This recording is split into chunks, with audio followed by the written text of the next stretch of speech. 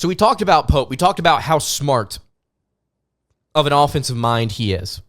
Within that offense, there were a few players last year that really helped make it go. A high-octane, up-tempo, three-point shooting team. Some of them have already entered the transfer portal. And the big name I want to start here with is Jaxson Robinson, the leading scorer from the leading scoring offense in the Big 12 last year. By the way, hey, let's back this up for a second.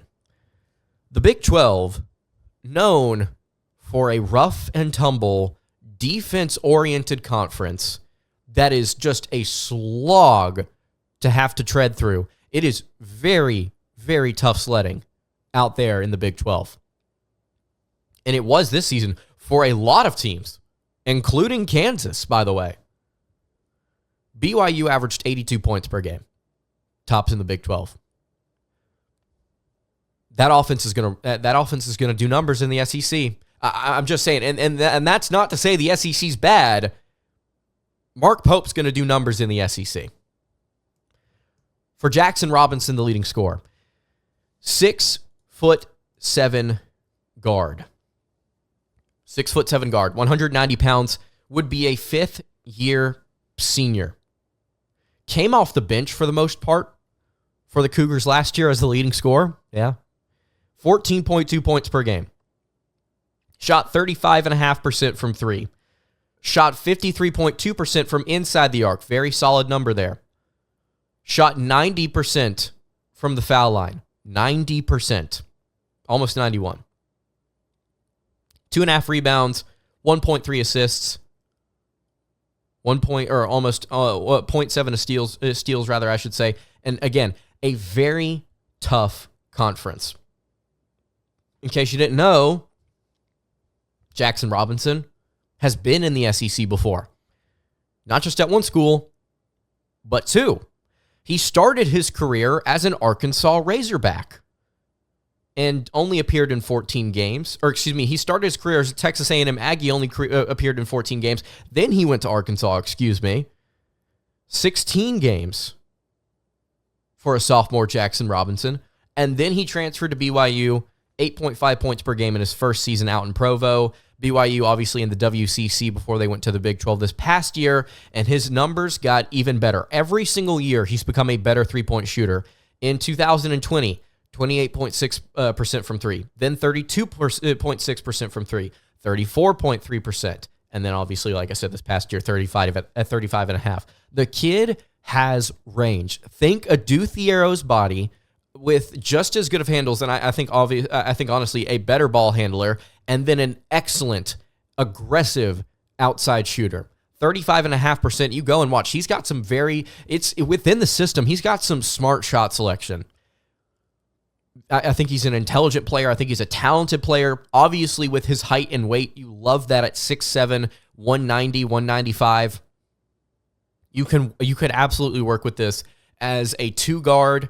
As somebody that if Mark Pope wanted to bring him off the bench, you look last year, Jaxson Robinson primarily played the three, just barely played the two at times, occasionally played the four. The man handles the ball so well, and he's extremely versatile. This is a piece that I think would be very, very, very nice to have in the SEC first year for Jaxson Robinson. Dallin Hall, I believe, is his name. Dallin, I believe that's how you pronounce it. Has played 2 years at BYU, has played 1 year, at BYU. 6'4", almost 200 pounds, sophomore, 36% shooter from outside the arc, 50% shooter from inside the arc. And he did his damage as essentially a 6'4", 6'5" wing in some of BYU's biggest games last year. We look at some of his numbers here. 18 points in a win against San Diego State. 18 points at Kansas. 17 points at Oklahoma. 13 at a neutral site against NC State, who made the Final Four. 13 points against on the road at Baylor. All of those, 4 out of those 3 games being wins, and then the Baylor game in the regular season being a tough loss for the Cougars. But he played very well in some of their biggest competition, against some of their biggest competition. I would encourage you to go and watch that Kansas game, the one at Kansas. I believe 76-68 was the final score. Later in the season, on the road, big time win for the Cougs. Dallin Hall stepped up in isolation as a contributor, distributing the ball as well. He hit a huge ISO 3 on Hunter Dickinson, where he just took him to school, stepped back, knocked it down top of the key, and that was essentially the dagger at the end of that game. He's got size. He can shoot. He's also crafty getting to the rim. He's got the size to drive and finish as a cutter. He can absolutely cut and slice his way to the basket and finish pretty consistently. Dallin Hall, a player that has also entered the transfer portal that Kentucky could look at. And then there's one more player here that the Wildcats could consider that may be the most interesting of them all, that has entered the portal with a do not contact tag, meaning he's not going to be contacted by anybody. He knows where he's going. This man's probably going to end up at Kentucky. His name is Aly Khalifa. Aly Khalifa. 6'11", 6'10", 270-pound junior. 6'11", 270, not that bad. I'll go ahead and throw out the knock on Aly Khalifa, just the negative here real quick. He's not that athletic. He's not.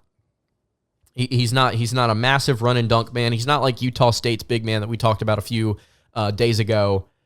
This man is not jumping out of the gym. But what he is an asset on the offensive end of the floor. 5.7 points per game, 4 assists per game, 3.7 rebounds, while shooting just 38.6% from the floor, 49% from inside the arc. Did not take a ton of threes, but was shooting 31.5% from beyond the arc. You may say, Lance, those are not phenomenal numbers. Why do we care about Aly Khalifa?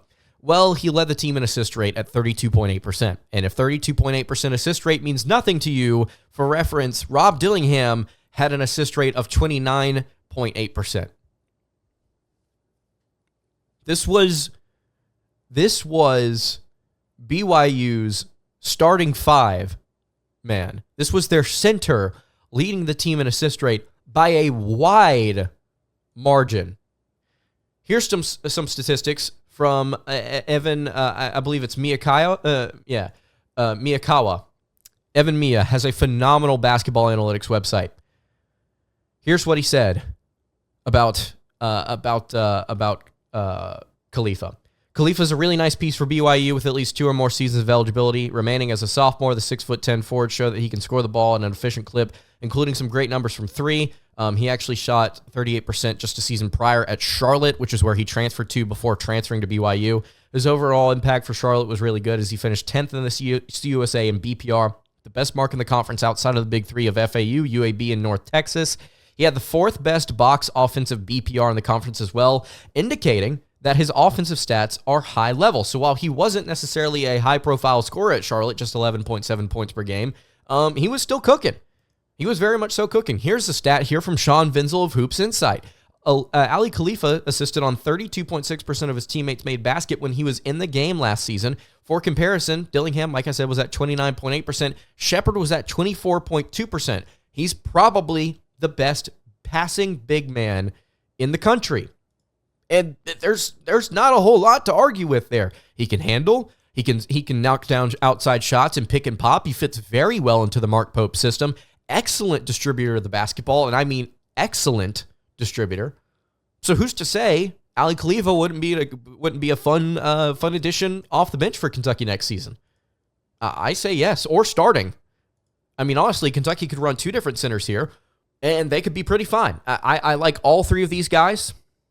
I like all 3 of them. I think that they would fit in Pope's system well. I think all 3 of them, to some degree, could contribute to winning at a high rate in the SEC.